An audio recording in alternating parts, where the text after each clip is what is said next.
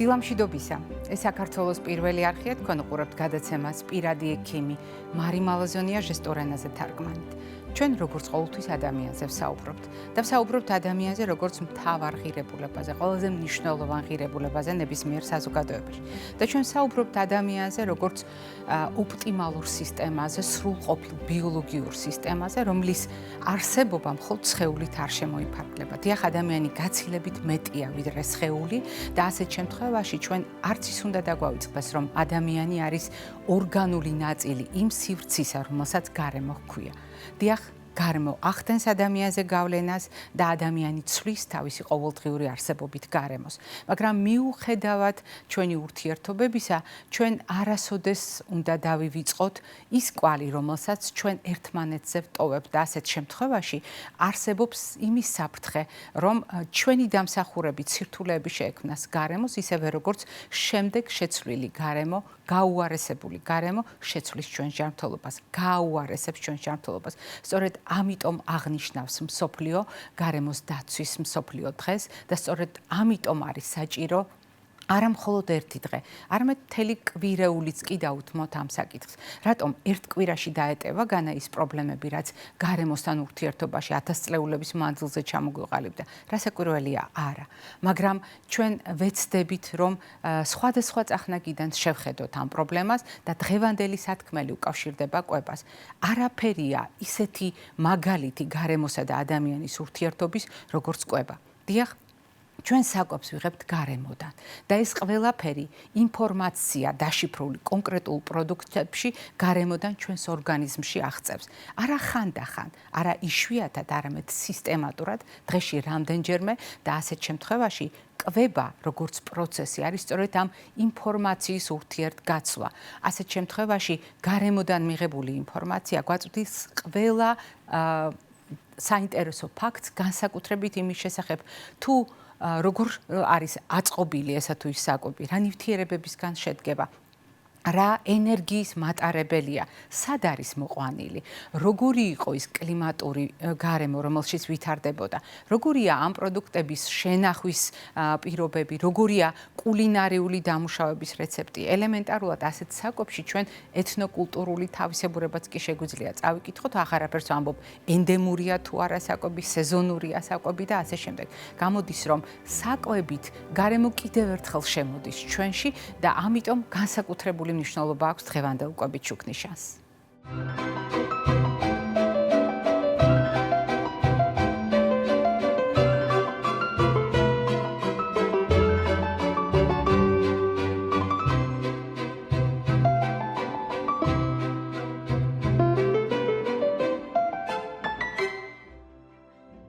კვებითი შუქნიშანი ტრადიციულად სამფერი, კვება კი მრავალფეროვანი. ჩვენ ამაზე ხშირად ვსაუბრობთ ხოლმე, მაგრამ განსაკუთრებით მნიშვნელოვანი ამის გახსენება, როდესაც გარემოზეა საუბარი. თანამედროვე მსოფლიოს ერთ-ერთი ამოცანა გახლავთ სამყაროს ბიომრავალფეროვნების შენარჩუნება და არც ერთ შემთხვევაში ეს ისე აქტუალური არ არის, როგორც კვების და საკვების გათვალისწინებისას. დიახ, მრავალფეროვანი საკვები პროდუქტები და მათგან მომზადებული მრავალფეროვანი კერძები. ფერი, რომელიც კონკრეტულ ნივთიერებებთან არის დაკავშირებული და ფერი, რომელიც ხშირ შემთხვევაში განსაზღვრავს უჯრედის, ქსოვილის, ორგანოების, სისტემების და მთლიანად ჩვენი ორგანიზმის ჯანმრთელობას. ჩვენ ამაზე ხშირად ვსაუბრობთ ხოლმე, ამიტომ რა არის ბიომრავალფეროვნება და რას ცვლის ჩვენი ორგანიზმისთვის ბიომრავალფეროვნება. ამაზე ვფიქრობ, შეხსენება აღარ ჭირდება ჩვენს ერთგულ მაყურებელს, მაგრამ რა აშინებს საზოგადოებას ყველაზე ხშირად გარემოზე საუბრისას?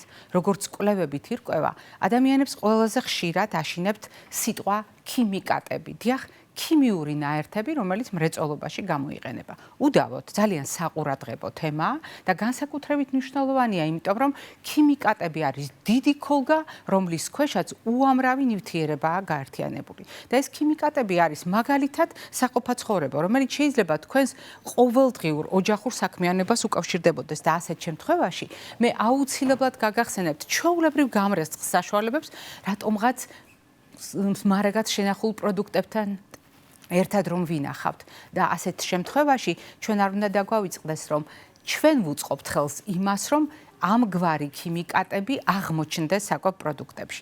ანუ პირველი მთავარი რეკომენდაცია არის ის, რომ დიახ, ქიმიკატები ჩვენ შევქმენით.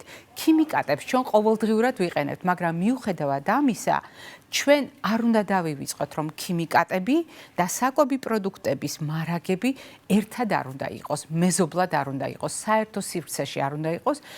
მე მესმის, რომ ოჯახურ გარემოში ხშირად ამის აუცილებლობა გვაქვს, მაგრამ ეს უნდა გავითვალისწინოთ იმისთვის, რომ ჩვენი თავი დავიცოთ ჩვენივე გადაწყვეტილებით შექმნილი სხვადასხვა ქიმიური ნაერთებისგან. რეალურად საზოგადოებას როგორც გითხარით აშინებს ქიმიკატები. განსაკუთრებით აგროქიმიკატები აშინებს და უმრავლესობა თვლის, რომ აგროქიმიკატებიდან ისეთი როგორიც არის პესტიციდი არის ყველაზე დიდი უბედურება. აქვე გაგახსენებთ, რომ პესტიციდიც ქოლგა, რომელიც აერთიანებს სხვადასხვა ნაერთებს. სხვათა შორის ამ ჯგუფში ხვდება ყველა ის ნაერთი, რომელიც სოკოს ანადგურებს, მაგალითად ფუნგიციდები. ამ ჯგუფში ხვდება ყველა ის ნაერთი, რომელიც მწერებს ანადგურებს, ანუ ინსექტიციდები. ამ ჯგუფში ხვდება ყველა ის ნაერთი, რომელიც სარეველებს ანადგურებს და მათ ჰერბიციდები ჰქვიათ. მე არ გავაგრძელებ ამ ჩამონათვალს, მე ვფიქრობ, ბევრი თქვენგანისთვის ძალიან ნაცნობი სიტყვები გამოვიყენე. მაგრამ ეს არის მთავარი პრობლემა. რასაკვირველია, ეს პრობლემაა, როდესაც ჩვენ გარემოს ვაბინძურებთ და ეს დაბინძურებული გარემო აბინძურებს უკვე საკვებ პროდუქტებს. ნიადაგში გადაჭარბებული, წინ დაუხედავი მოხმარება ამ ნივთიერებებისა ძალიან დიდ ხანს რჩება ინფორმაციის სახით. შემდეგ ეს ყველაფერი ნიადაგიდან წყალთან ერთად აუცილებლად მოხვდება, მაგალითად ბალახში. ბალახს მიირთმევს ძროხა. გამოდის, რომ ეს პროდუქტები ძროხის ორგანიზმში გადაინაცვლებს და აღმოჩნდება მის კუნთში, ანუ ხორცში, რძეში, ყველა იმ პროდუქტში, რომელსაც ძროხის დახმარებით გამოვიყენებთ. და გამოდის, რომ ეს ინფორმაცია, რომელიც ჩვენ წინ დაუხედავად მიწაზე მიმოვფანტეთ, აღმოჩნდება შემდეგ ჩვენს ორგანიზმში და ჩვენს გამოსაკვებად, ცხადია ბრჭყალებში.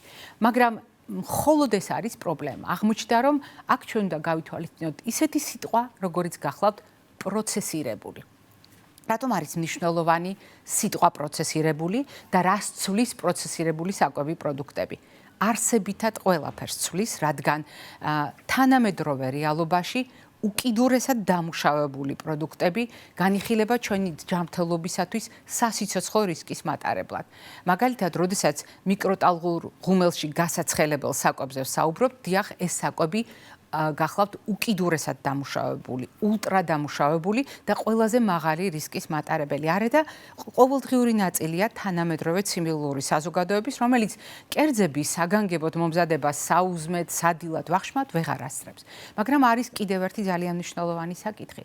როდესაც პროდუქტში არის სარისკო ნივთიერებები, ერთია მათი გამოყენება, მაგალითად, ნედლი ხილისა და ბოსტნეულის სახით. მაგრამ თუ ჩვენ ასეთ პროდუქტებს დავშაშხავთ, შევბოლავთ, დავამარილებთ და ისე გამოვიყვანთ, როგორც ხშირად ასე ქართულად ვამბობთ ხოლმე, შევწვავთ, შევბრაწავთ და ასე შემდეგ, გამოდის, რომ ამ პროდუქტებს პროცესირების, ანუ დამუშავების პროცესში ახალ ქიმიურ პროცესებში ჩავთავთ, ახალ ქიმიურ რეაქციებში ჩავთავთ და ჩვენ მივიღებთ ისეთ ნაერთებს, რომელთა დამსახურებით ზარალდება უჯრედი, ზიანდება სისტემები, განსაკუთრებით გულსის ძაღლთა სისტემა, იზრდება კიბოს განვითარების რისკი. ძალიან მაღალია იმის ალბათობა, რომ ორგანიზმი ნაადრევად დაბერდეს. აღარაფერს ვამბობ, გაცილებით უფრო მნიშვნელოვან მდგომარეობაზე, როდესაც სიცოცხლეს პირდაპირ გაგებით ექმნება საფრთხე. როდესაც ჩვენ ვადარებთ ამ შემთხვევაში ქიმიურ ნაერთებს და პროცესირებას, პროცესირება ძალიან არის დამოკიდებული ჩვენს გადაწყვეტილებაზე, ისევე როგორც ქიმიკატების რაციონალური გამოყენება. ასეთ შემთხვევაში გარემო შეიძლება კვებითი თვალსაზრისით უსაფრთხოდ ვაქციოთ, თუ ჩვენ ჩვენს ცოდნას სწორად გამოვიყენებთ. კიდევ ერთი საკითხი. რა იქნებოდა ყველაზე კარგი გარემო ფაქტორების გამოყენებისას? მაგალითად, გამოვიყენოთ დაბალანსებული კვება. ეს არის საუკეთესო არჩევანი, რომელიც ჩვენს გვაქვს და რა თქმა უნდა, ეს არის მწვანე არჩევანი ჩვენს შუქნიშანში, სწორედ ის მწვანე ნათება, რომელიც ყველა ადამიანის ორგანიზმს ოპტიმალური ცხოველქმედების პირობებს უქმნის. მაგრამ სწორედ დაბალანსებული კვებით გატაცებულებს ხშირად გვავიწყდება, რომ დიახ, ჩვენ გვჭირდება ბევრი ხილი და ბოსტნეული, მაგრამ არა პირდაპირ მზის სხივების ქვეშ ნამყოფი. დიახ, თუ პროდუქტი დიდი ხნის განმავლობაში არის დახლზე, ღია სივრცეში, პირდაპირ მზის სხივების ზემოქმედების ქვეშ, გარემოს გამონაბოლქვის პირობებში, გარემოს დაბინძურების პირობებში, მაშინ ეს პროდუქტები უკვე დაზარალებულია და ჩვენ რომ ველოდებით იმ საკვები ნივთიერებების ნაკრებს აღარ გვაწვდის.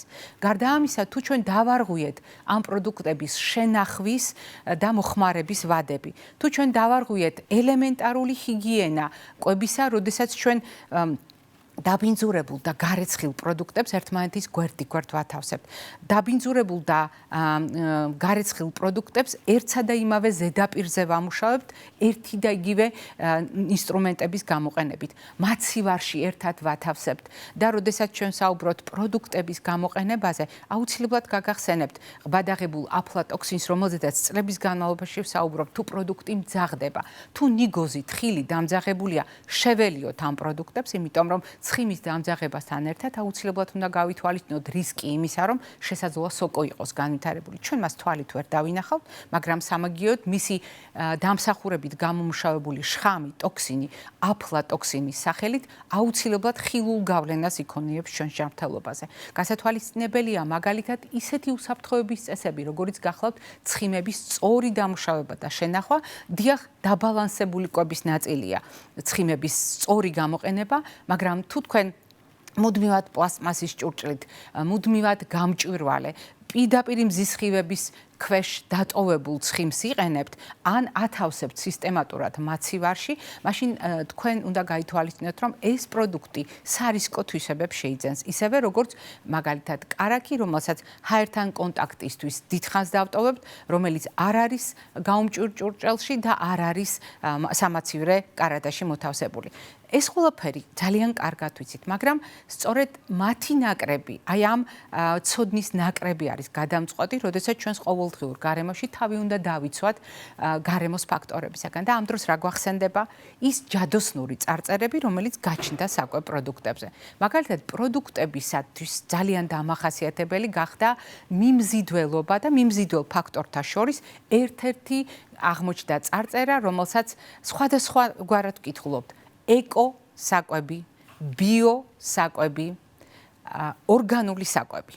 მომხიბლავია და მიმზიდველი ეს სიტყვები, რადგან თეორიულად, როდესაც ჩვენ საუბრობთ ამ ტიპის პროდუქტებზე, ჩვენ აუცილებლად ვიცით, რომ ეს პროდუქტები შესაბამისად უნდა მოწმდებოდეს. დიახ, თუ ჩვენ ვამბობთ, რომ პროდუქტი არის ბიო, ეკო, ორგანული, ყველა შემთხვევაში პროდუქტს სათანადო სერტიფიკატი უნდა ახლდეს და მისი ეტიკეტიზაციის დროს ყველა დეტალი უნდა იყოს მითითებული. მაგალითად, ამ ტიპის პროდუქტებში 95% ინგრედიენტებისა უნდა იყოს სრულად ნატურალური, ყველა კლიმატური და ეკოლოგიური მოთხოვნის დაკმაყოფილებით, არა მხოლოდ კონკრეტული კერძის გათვალისწინებით.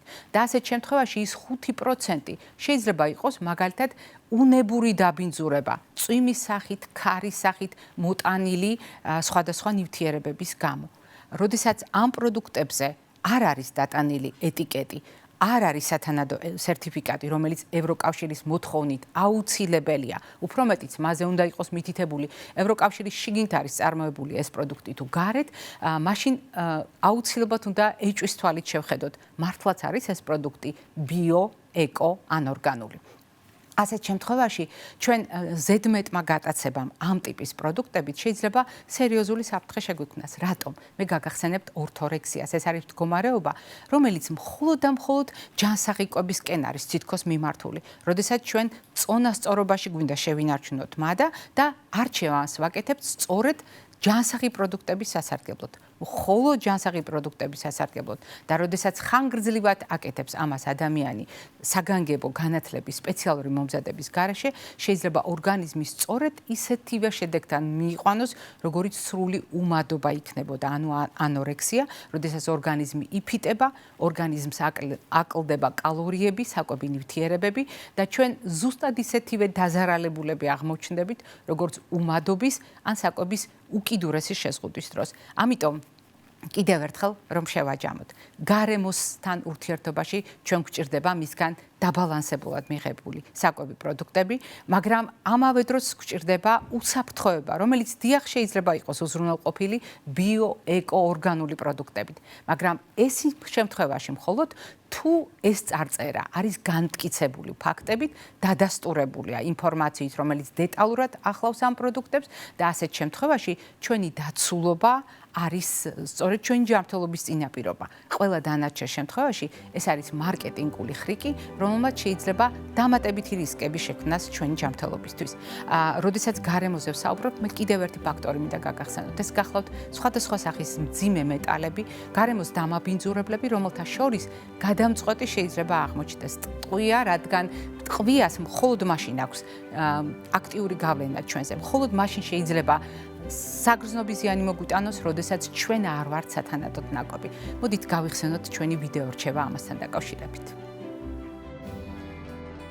გახსოვდეთ, ტყვია მძიმე მეტალია, რომელიც ორგანიზმში გარედან ხვდება. ტყვის წყარო შეიძლება იყოს საწვავი და გამონაბოლქვი, სამშენებლო მასალა და მტვერი, საღებავები, სათამაშოები, საკვები და ჭურჭელი. არ დაგავიწყდეთ ორგანიზმის ადეკვატური მომარაგება ცილით, ცხიმით, ნახშირწყლებით, რკინის და კალციუმის ნორმალური ბალანსი, აგრეთვე ჰიგიენა და ხელების ხშირი დაბანა ტყვიისგან გვიცავს.